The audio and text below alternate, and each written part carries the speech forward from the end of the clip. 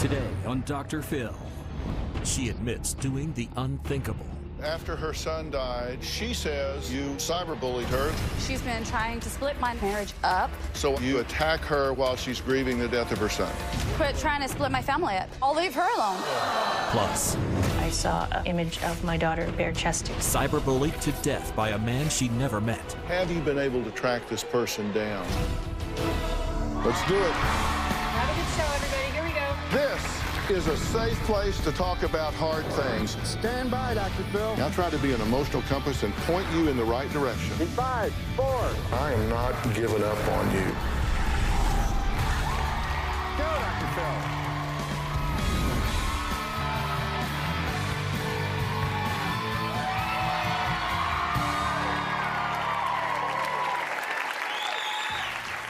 Behind these beautiful girls, smiling faces, lies, an ugly truth. They were all cyberbullied to death. It's a problem I absolutely detest, and today I'm going to tackle it head on.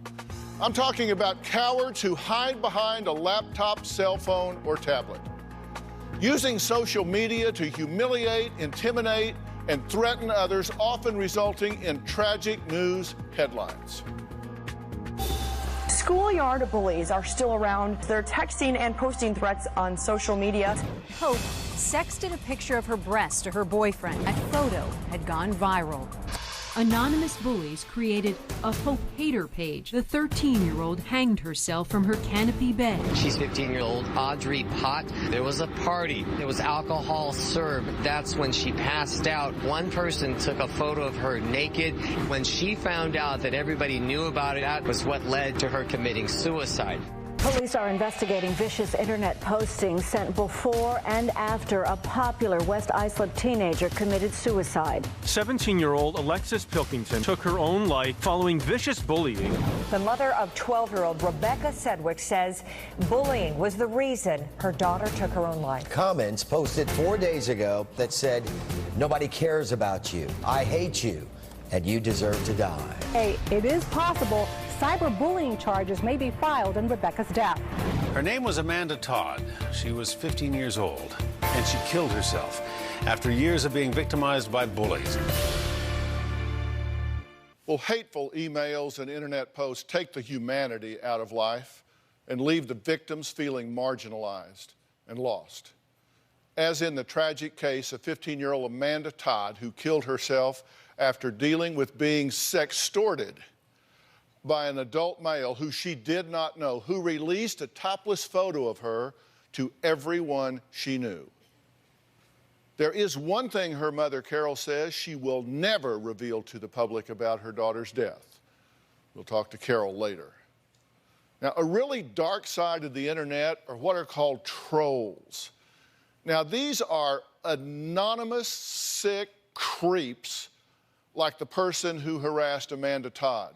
These are people who lurk in the corners of YouTube, Facebook, Instagram, Twitter, waiting to post inflammatory comments, pictures, and video just to torment their targets.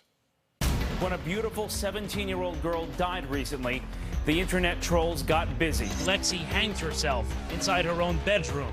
Soon, the cruel underbelly of the internet would light up.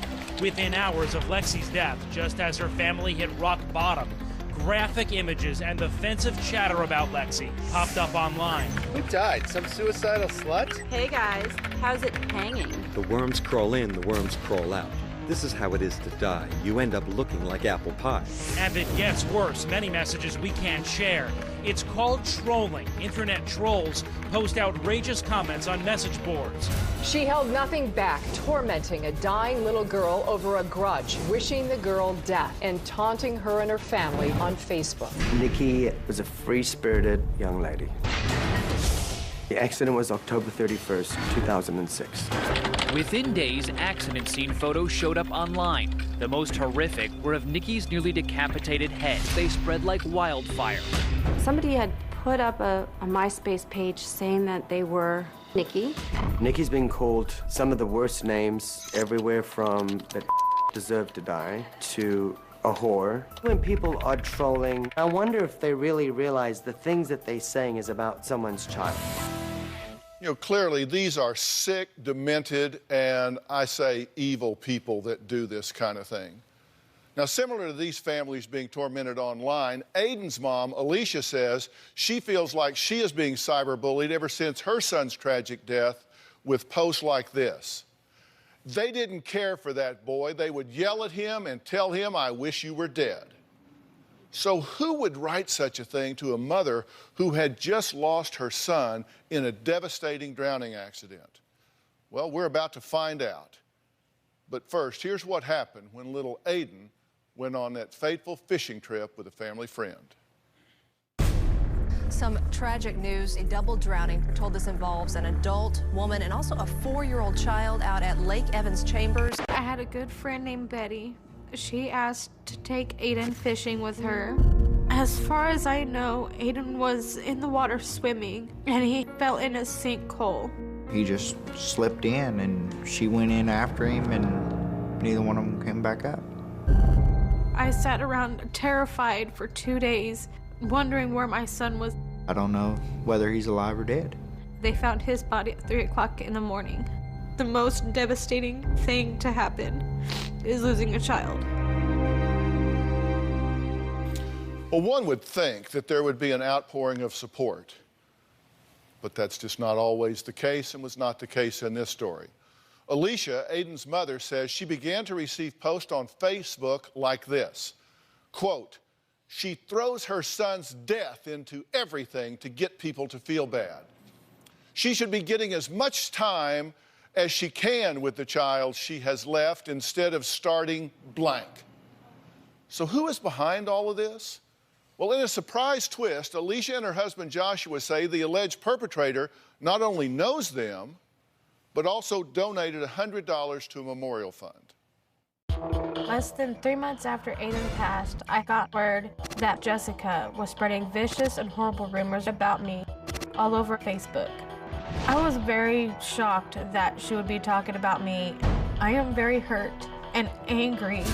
Jessica was writing messages for the whole world to see. That's so funny. They didn't care for that boy. They would yell at him and tell him, "I wish you were dead." Another message said that I bring the death of my son into anything to get people to feel sorry for me 24/7. There were a bunch of comments of clever ways to douse me in gasoline and to light me on fire. They even mentioned acid and having a kid loading up a water gun with gasoline and shoot me with it. It's very hurtful to me and my family. My family is under a lot of emotional stress because we're still grieving and we are tired of feeling abused. I am very offended that she would even think about posting stuff like that, knowing what I suffered. First, let me say how sorry I am for your loss. Thank you. Were you having trouble with this person before this happened? I've had problems with this person for 9 years, actually, ever since high school. The person we're talking about that she says cyberbullied her says, oh, wait a minute, this goes two ways. Jessica is here today with what she says is a completely different take on this story. I've been portrayed as this person that's a bully. Yes, it is true that I have cyberbullied Alicia after her son passed away, but the side that nobody knows is I've been cyberbullied by her for years. Alicia and I were good friends in high school until vicious rumors and lies ended our friendship. Alicia was one of the ringleaders of the group of girls that were spreading the lies. A few years later, she came back into my life when I found out she was dating my boyfriend. I would describe Alicia as a very big liar and a homewrecker. Alicia has cyberbullied me about my appearance on Facebook, talking about my hair and my teeth and my personal relationship. I made one tiny little comment about Alicia after her son died. We're joking around on Facebook. The comment got brought up of setting her on fire, and we started making a joke out of it. I did overhear one time while I was at work, Alicia say she wished that her son was dead. I was only commenting due to the fact I've been bullied for years by Alicia. Alicia used her son's death as a crutch. My biggest fear is losing my husband of 6 years because of this trauma. He's made comments that he's sick of it and that if it doesn't stop, he's gone. I wish Alicia would leave me the hell alone. She says that after her son died, that this feud that you two had continued on. Yes. And that you cyberbullied her. Then I watch your tape piece and you say, yep, I did. I did that after her son died. Yeah, she's been trying for 9 years to split mine and my husband's marriage up. I had blocked this woman 12 times on Facebook to get her to leave me alone. I want to know what went through your head at the time you sat down to make hurtful comments to her following the death of her son. I want to know what went through your head that made that okay. Basically, I've been bullied a lot, and I want her to know how it feels to be bullied herself. That's the moral compass that you use to direct you in this thing, is she said things I don't like, so I'm going to attack her while she's grieving the death of her son. We have to take a break. Jessica posted about wanting to drench Alicia in gasoline. We'll talk about that. Plus, Jessica's husband, Charles, is here and says Alicia is pretending to be the victim, but is guilty of actually stalking him. We'll be right back.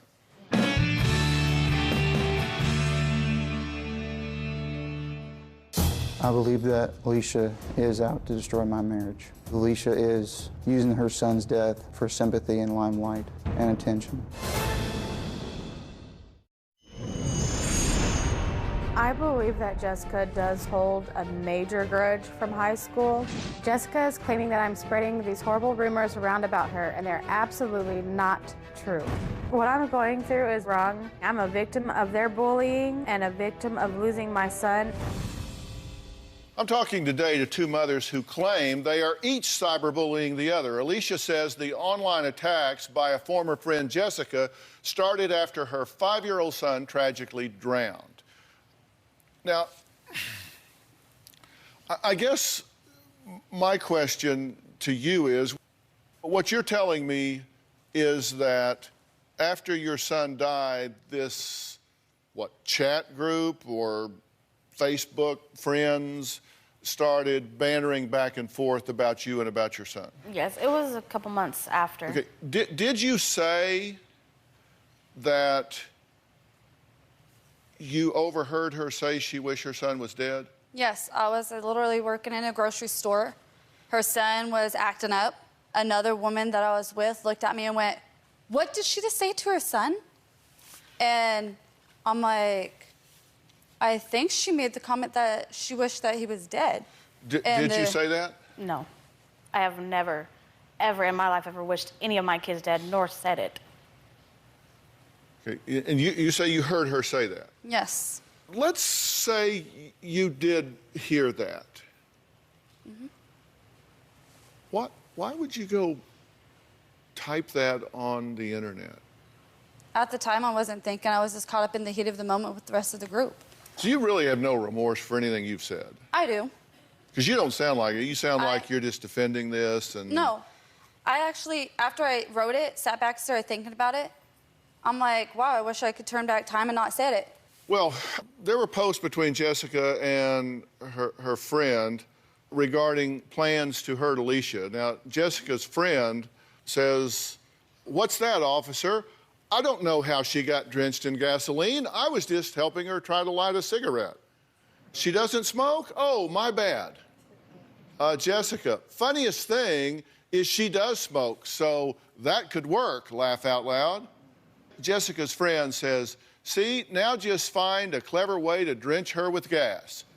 Jessica says, "Water gun, and have a kid shoot her." Jessica's friend says, "Now we're getting somewhere." When we wrote that, we were both upset. What'd you think when you read those? I was just in disbelief that anybody would actually say that they would do that. And bring a kid and have a kid do it with a water gun.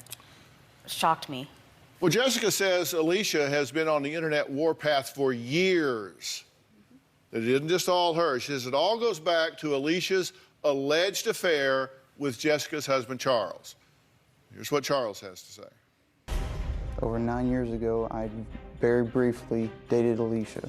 At that time, I was dating Jessica. I did cheat on my wife, Jessica.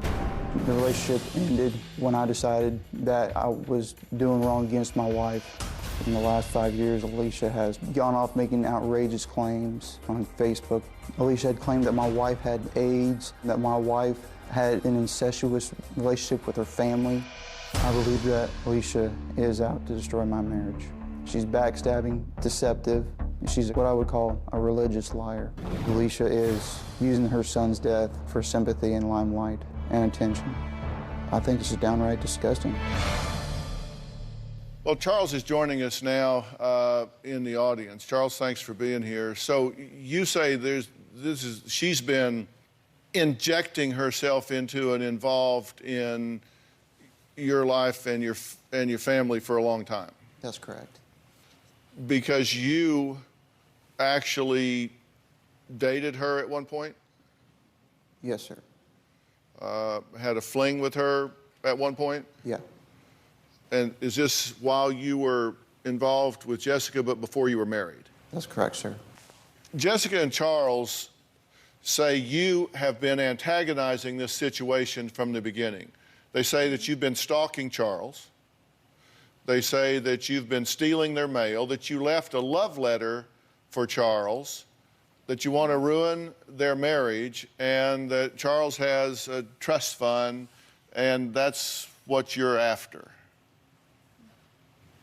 All a bunch of lies. Did you write a love letter and leave it in the mailbox? No, I did not write a love letter and leave it in a mailbox for them. I've never once in my life written a love letter to him. Here's what it says. Hey, sexy, I can't wait for you to get rid of her for good because of all of that blank she has put you through. I just can't believe we've been together for a month now. It seems longer than that. If you do what you said you were going to do, you will make even happier than I already am.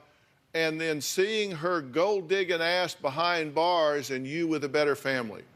All they want is your money. I just want your love in your heart, which is something that she will never have. Also, you will get all the sex, too, anytime you want it. Do you believe she wrote you that letter? Yes, sir, I do. One of these women is going to have to change something, and hopefully both. That's what we'll talk about when we come back.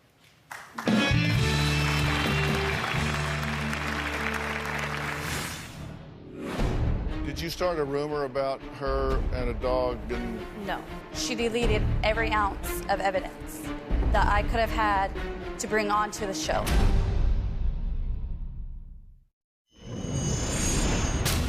Because of Alicia's bullying, I have blocked her numerous times on Facebook. Later on, I would find out Alicia would create a new profile, and she's come back every time. I've blocked Alicia at least 12 times.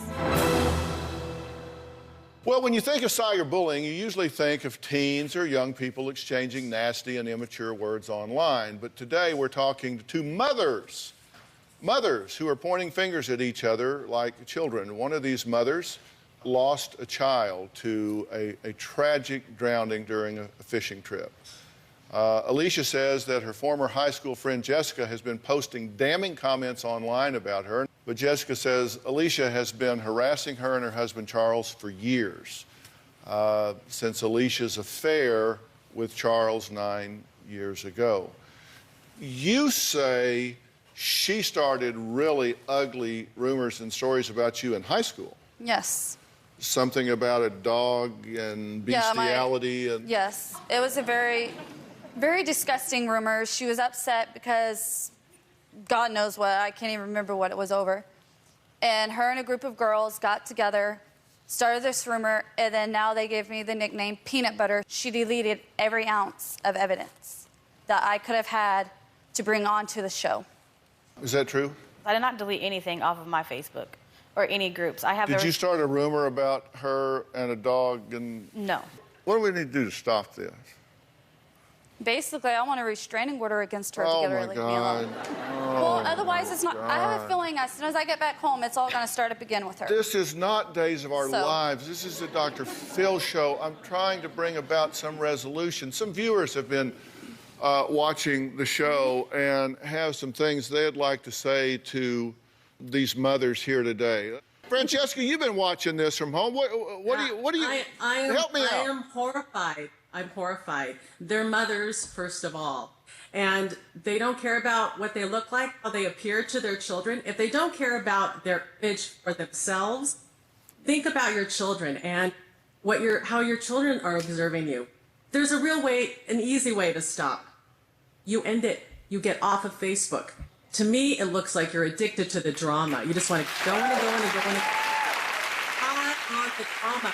When is it going to end? What is it going to take for you guys to disconnect? Get off Facebook. When you end it, it ends. So you say unplug. Just unplug. Unplug. Get off. Get off. Get off. They're engaging each other. They're involved in the drama. They like it. Like they get high. Get a life. There's a beautiful world out there. Contribute to what? What are you contributing? Nothing.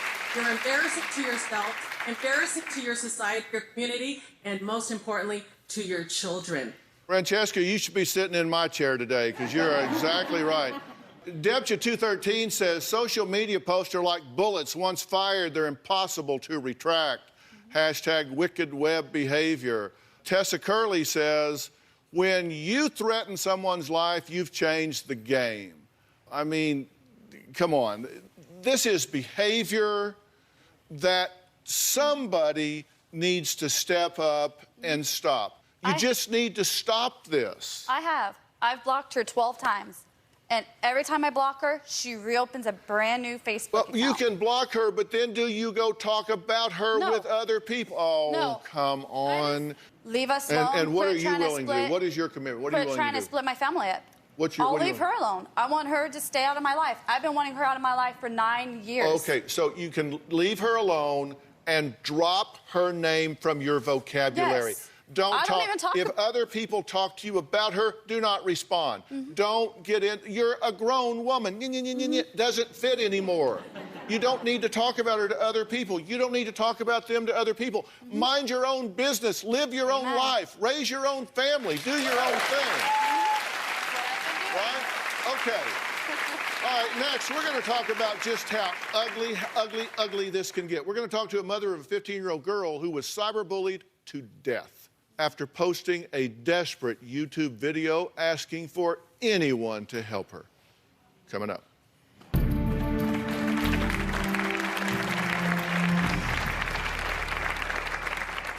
A message came through my Facebook. It mentioned Amanda's name on it. I saw an image of my daughter bare-chested.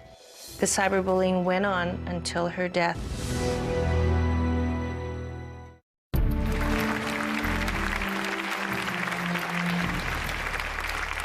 2 years ago, 15-year-old Amanda Todd made news headlines after posting this silent cry for help on YouTube.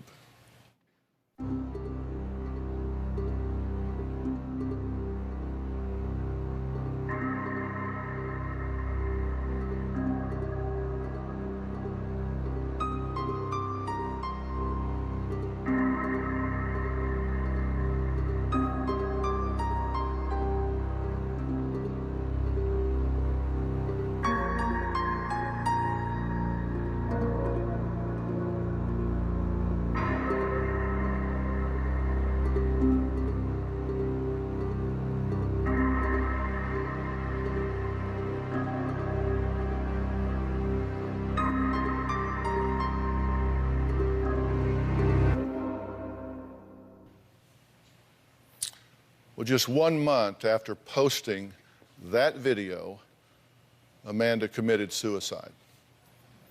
After being unable to cope with the endless bullying that resulted from an internet troll releasing a topless photo online.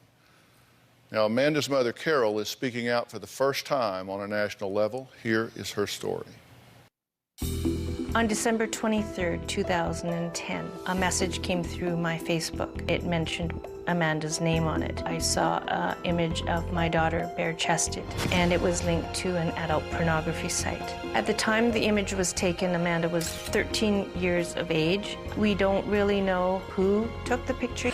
After the image was put out there to her friends and her peers on social media, Amanda started to feel really desperate, and she had major anxieties. She was afraid to go to school because she felt that people were looking at her and laughing at her. Calling her names like porn star, slut, and a cam whore, it really affected her. Amanda switched schools and the bullying continued. She started to self-harm. She was cutting herself to numb the pain and to make the hurt go away. The cyberbullying went on until her death. On October 10th, 2012, I found my daughter, and she was no longer with us in the physical world. Finding my daughter was the most difficult day of my life.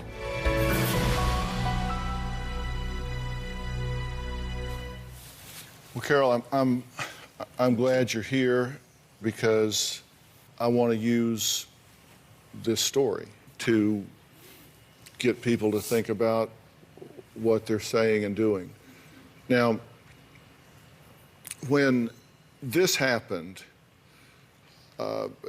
tell me as a mother, when she started feeling isolated, when she started getting bullied, this picture got out.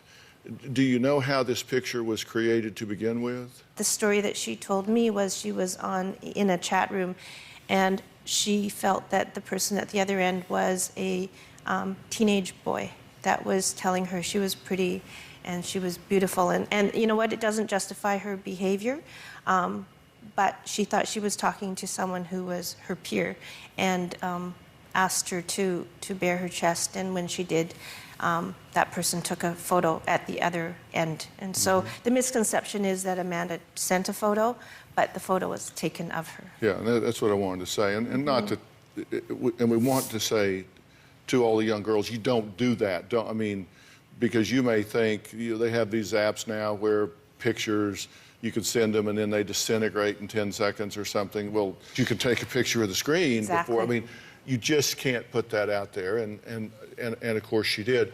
But then the threat came, right? Yes. If you don't show me more, I'm going to send that out. That's right. And then she felt trapped. And then she felt trapped. And then the image was sent out. And on December 23rd of 2010, 2 days before Christmas, a link came across my Facebook, and I opened it, and I saw her picture. And I did what a mom did, and I screen captured it to report it to the police because it was so late. I was going to do it the very next morning, and within a couple hours, the police were at my door to check to see if she was safe. And a mother, a parent of a friend of hers, had seen it also and had reported it to our local police department. And then her peers started bullying her, right? They started calling her names, porn star, and things like that. It was peer-to-peer bullying, and it was also cyberbullying, cyber harassment.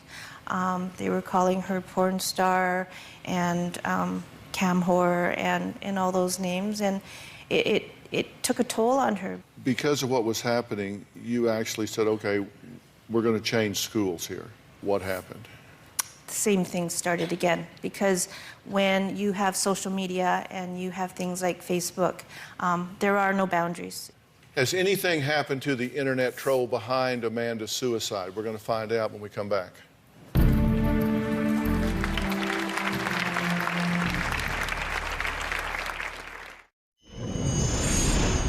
On the evening of September 7th, Amanda posted the YouTube video that has now gone virally around the world and has been viewed 30 million times. Watching her YouTube video, the message is that if something's happening in your life, then you, one, need to talk about it, and two, you need to help others. I am proud of that video. Well, I've been talking to Carol, whose 15-year-old daughter, Amanda Todd, committed suicide after being cyberbullied by a man she never met. Have you been able to track this person down? On April 17th, I got a phone call from our RCMP that a man had been arrested in the Netherlands and that there were going to be charges laid against him from British Columbia Crown Council, one of them being making and distributing child pornography. He's also been charged with cyber extortion of other children. And there's about 40 different cases, or 40 different children around the US, Canada, the Netherlands, and the UK. You know, I think the important thing for people to understand is there may be, what, 10, 20, 30, 40, 100 people that contributed to Amanda's experience, and maybe one of them just wrote something in passing or following the crowd or hurling a name or something and never really thought much about it. But what they don't understand is the cumulative effect of those things to a child, that a child can go back and be back in their bedroom or on their computer, and you think they're doing their homework or doing research, but they are seeing this compilation of people saying things, and it feels like the entire world to them.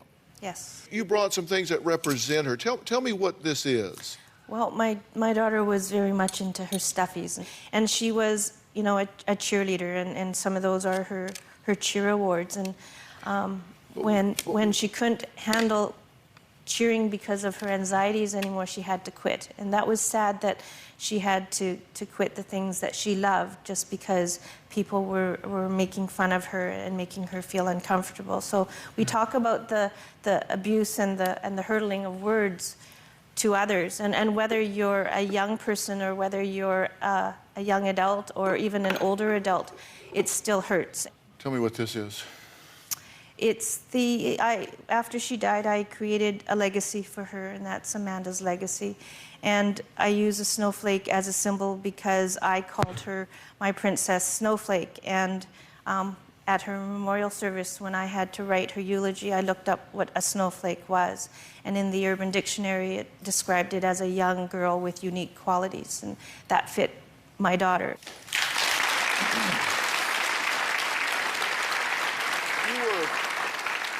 You were watching the show earlier. How do you feel about these mothers going back and forth at each other? You know, when I go out and speak and I do presentations, and I'm a teacher myself, and I think it's really important that when we go out there, we are being role models for our young children. And what we want to teach our future generations is how to be kinder, how to be respectful, how to be more empathetic and compassionate. And so who is it that's going to do that? I couldn't agree more. Audience members and viewers at home get to weigh in on this controversial topic next. Before we go to break, a moment to remember Amanda Todd, who committed suicide after being cyberbullied. From the day Amanda was born, she came into this world full of energy, full of life, and she lived that life up until the end. As a young child, she was always the one that wanted to catch the butterflies, and she wanted to pick the flowers. She was very energetic, she was very spirited. She had a real heart of gold. She loved to help people, she loved animals, she loved nature. I miss my daughter tremendously.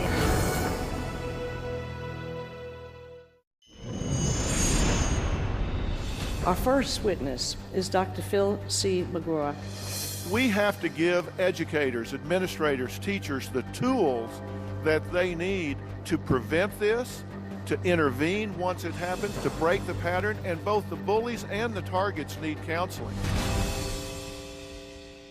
Well, today we're talking about the cyberbullying epidemic. Now, during the summer of 2011, I took this battle against the bullies right to Washington, D.C., where I testified before Congress about cyberbullying.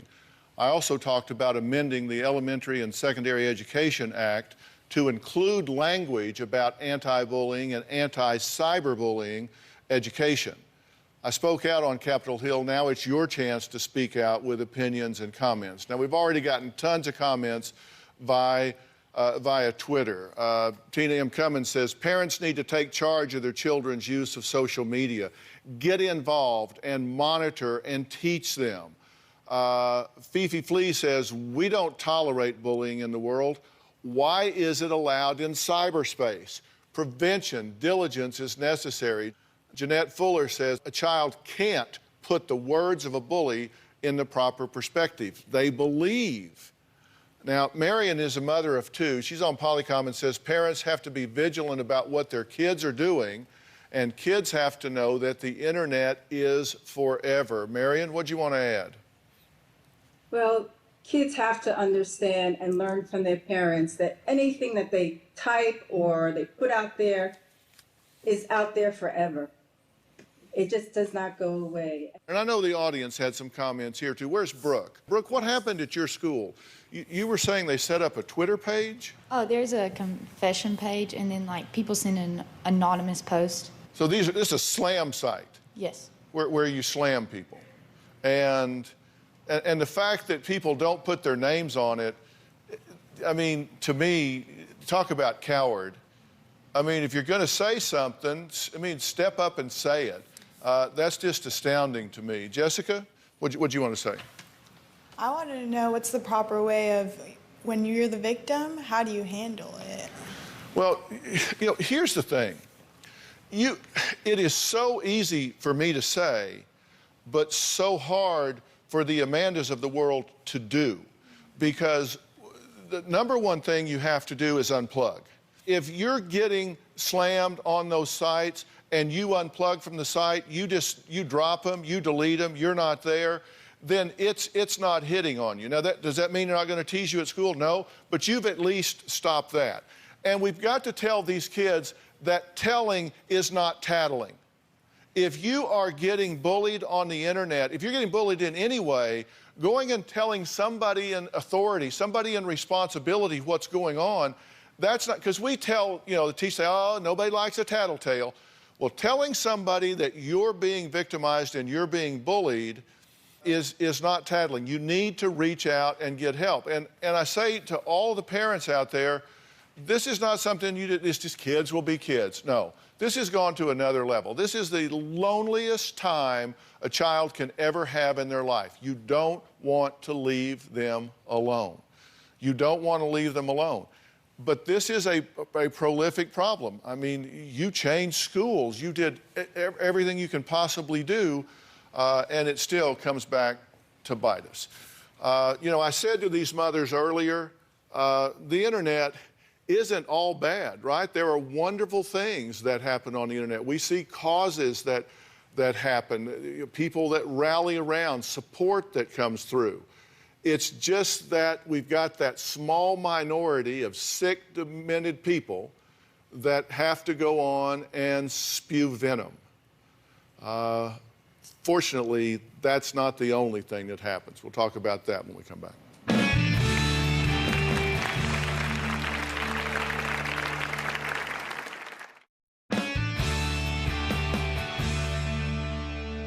Before we move on, Carol, this is a bracelet that you had, and you are wearing a version of this now, and I understand that you brought this for everyone in the audience, right? Yeah. Okay.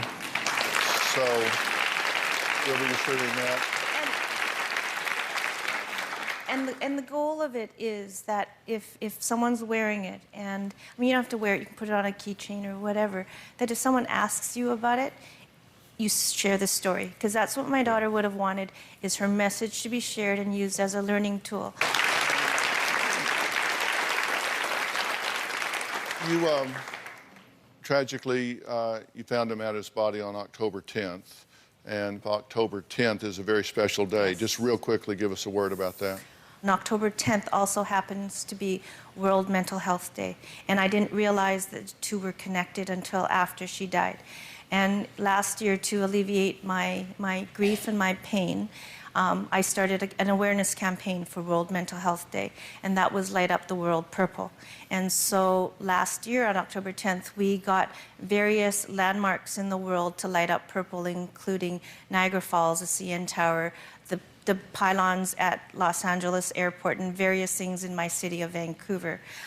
And it also includes schools, communities, and wearing purple. And this year will be the 2nd annual, and I'm hoping that we can get more people involved, more momentum, and make this a day that we can continue every October 10th to talk about mental health, so that we aren't afraid to speak up and share it, because that's what's ultimately... Okay, and I've asked Carol, I said the internet does positive things as well. I've asked her to write a blog for drphil.com, and that we'll post on my blog site as well, where she can talk about that some more. She's agreed to do that. So we'll do that. So we can, you know, as I say, the internet is positive. It does positive things, and that will be very positive for us. I want to thank all of my guests for being here today. We'll see you next time. So long.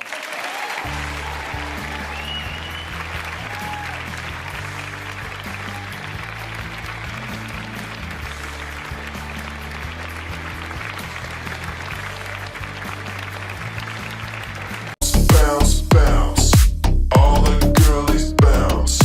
Take 'em to my house, turn the party out.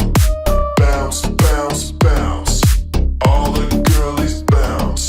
Take 'em to my house, turn the party out. You warned me 1,000 times, memories can kill ya, but I didn't hear ya. I thought that I could fly, but woke up on the asphalt. I swear there was the last time. I've always been naive, call it.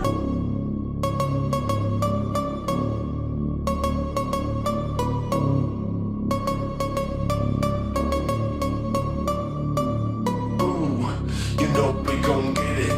Ooh, you know we gon' get it. Ooh, you know we gon' get it. Every day and night, that's right. Ooh, you know we gon' get it. Ooh, you know we gon' get it. Ooh, you know we gon' get it. Every day and night.